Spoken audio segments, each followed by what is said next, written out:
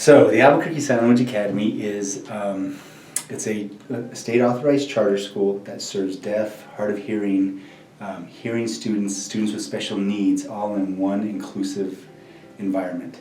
And the link between all those students is that there's is the use of American Sign Language. So we're the only state-certified dual language program in the country, we think, that uses ASL and English to serve its population.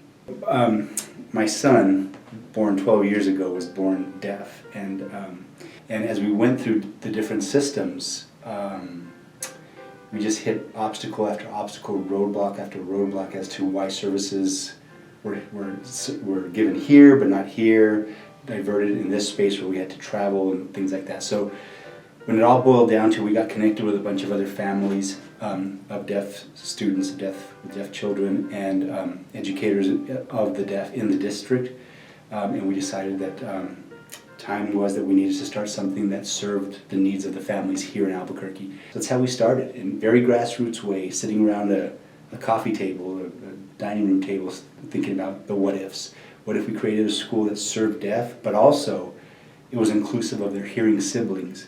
Or if they were hearing and they had a deaf parent or deaf family members that they wanted to stay connected to, the language was a huge piece of that. So a school that would serve those needs. As far as the academic pieces, we're really digging into some places that no one in the country is even poking at, right? And so we have we're starting to get some notoriety around our program, national notoriety. In order for the deaf community to flourish, they have to be connected to the outside world. And when you look at traditional models of deaf education, like the School for the Deaf, right, that has this very insular model of transporting kids into a residential facility where everyone is deaf, and there's some advantage to having everybody have a common language there, right? And people in that environment flourish.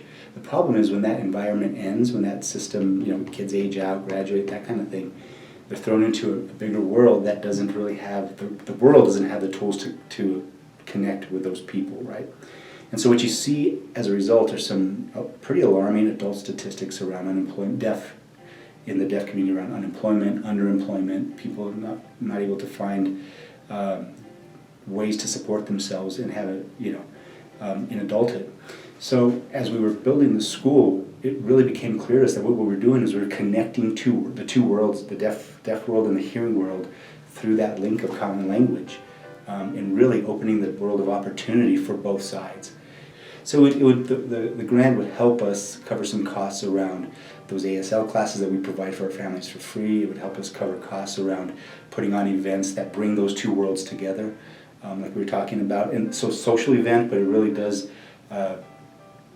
exhibit the mission of the school, which is about being connected, all people being connected through a common language. Right? We have every type of kid you can imagine. We have kids with some profound disabilities, some need, and we have kids who are gifted and high-flying and would have access anywhere they went as far as to good education, and everything in between that. So it's not just deaf, hard of hearing, or deaf in hearing, it's deaf with need, hearing, that need language, need ASL to access the world.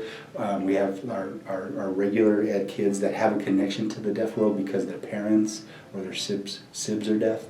So so we run the gamut of kid that we serve, and that's the challenge, but it's the greatness of us as well, because we're able to provide, I believe, an education that is really fitting to each kid's needs, and that's our focus.